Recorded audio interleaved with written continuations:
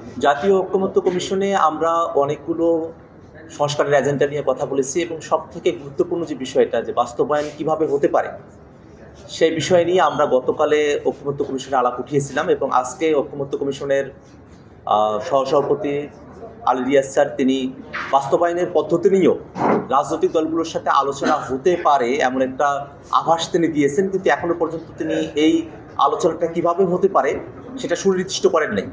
এখনো পর্যন্ত এই জায়গাটাতে একটা অস্পষ্টতা রয়ে গেছে। তবে আমরা স্যারের কাছে এবং কমিশনের কাছে উদাত্ত করতে আহ্বান জানাবো যে বাস্তবায়নের পথটাই সব থেকে গুরুত্বপূর্ণ বিষয়। বাস্তবায়নের বিষয়টা নিয়ে যেন রাজনৈতিক দলগুলোর সঙ্গে খোলামেলা পদ্ধতিতে আলোচনা করা হয়, কার্যকারিতার দিকগুলো এবং যে সময়সীমার কথা কমিশনের তরফ থেকে বলা হয়েছিল আমরা সেই সময়সীমাকে প্রত্যাখ্যান করেছি, বরং সেটা যেন ইমিডিয়েটলি ইফেক্টেবল হয় সেরকম ধরনের একটা প্রস্তাবনাই আমাদের তরফ থেকে বলা হয়েছে। আর আজকে ভোটাদাকে সরকারি কর্ম কমিশন, দুদক, ন্যায়পাল এবং মহাহিসাব নিরীক্ষকের মতো বিষয়গুলো নিয়ে আলোচনা হয়েছে। কয়েকটি দলের তাদের ভিন্ন মতকে সাথে নিয়েই মোটা দাগে গোটা হাউজের মতামতগুলোকে সাথে নিয়েই এই বিষয়ে একটা ঐকমত্যের জায়গায় কমিশন আসতে পেরেছে। সর্বশেষ আমরা আসলে উচ্চকক্ষের গঠন প্রণালী এবং সে বিষয়গুলো নিয়ে আলাপ করছি।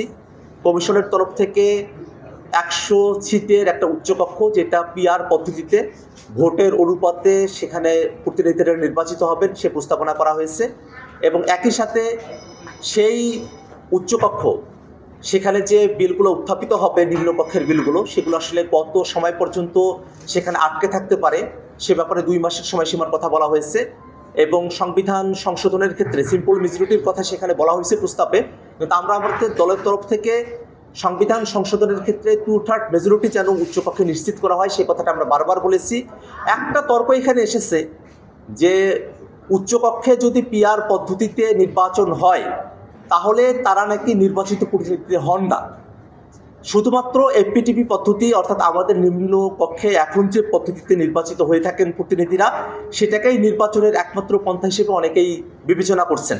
কিন্তু আমাদের বক্তব্য হলো যে গোটা পৃথিবী জুড়েই এই এফপিটিপি এবং পিআর আসলে 2 পদ্ধতিতেই গোটা পৃথিবীতে প্রতিনিধি নির্বাচিত হওয়ার, ইলেক্টেড হওয়ার বিধান রয়েছে, প্র্যাকটিস রয়েছে। সে জায়গা থেকে আমরা উচ্চকক্ষে যাতে পিআর পদ্ধতিতে প্রতিনিধিরা নির্বাচিত হতে পারেন, তারাও জনগণের প্রতিনিধি এবং যেহেতু এর মধ্য দিয়ে যে দলগুলোর অন্তত 1% ভোটও থাকবে তারাও একজন প্রতিনিধি উচ্চকক্ষ দিতে পারবেন, সে জায়গা থেকে বহুদলীয় গণতন্ত্রের আরও একটা ব্যাপকতর রূপ আমরা উচ্চকক্ষে দেখতে পাবো। সেখানে আলোচনার পরিসর তৈরি হবে এবং যে আইনগুলোতে নিম্নকক্ষ কোনো ধরনের ত্রুটি বিচ্যুতি রেখেই সেগুলোকে পাশ করবে, সেই ত্রুটি বিচ্যুতিগুলো ধরবার মতো একটা জায়গা হবে উচ্চকক্ষ। এবং গোটা বাংলাদেশে রাজনীতিতে আমরা আইনের জায়গাগুলোতে যে ডিবেটটা দেখি না, যে বিলগুলো সংসদে পাশ হয় সেই বিষয়গুলোতে জনগণের মধ্যে কোনো আলোচনার জায়গাটা তৈরি হয় না, সে আলোচনার একটা ক্ষেত্র প্রস্তুত হওয়ার মতো একটা জায়গা হবে উচ্চকক্ষ।